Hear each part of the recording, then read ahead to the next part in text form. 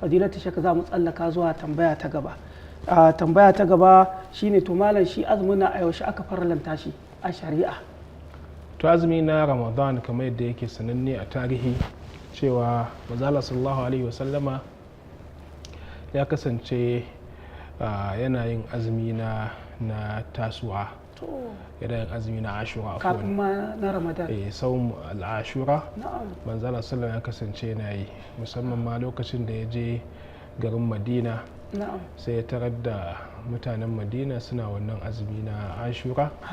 manzala sallallahu ya tambaye su yake cewa me wani azumi ne wannan kuke yi? Suka ce a yi rana ce da Allah subhanahu wa ta'ala ya hallaka fir'auna ya kuma tsiratar da annabi Musa alaihi salatu wassalam, to shi ne suke azumtarsa. ta annabi sallallahu alaihi wasallam sai yake cewa ana haqqu bi Musa minhum, cewa ni na fi cancanta da annabi Musa sama da su.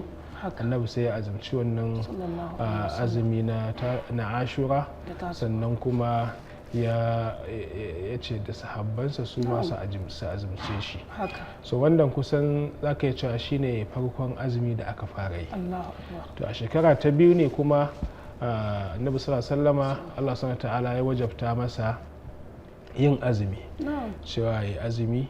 da annabi sallama sai ya zamto daga shekara ta biyu aka fara yin azumi na shi Ramadan, wanda kuma wannan dama bisa ka'ida ce sananniya cewa hukunce-hukunce an yi su bita dakot, wato sannu-sannu, ba lokaci ɗaya ba, saboda ita shari'ar musulunci ba lokaci ɗaya kawai ta zo ta ga mutane kan wasu halaye da wasu ɗabi'u da haka lokaci ɗaya daga 0 a tafi 100 ba. shari'ar musulunci ba ta bi wannan tsarin ba.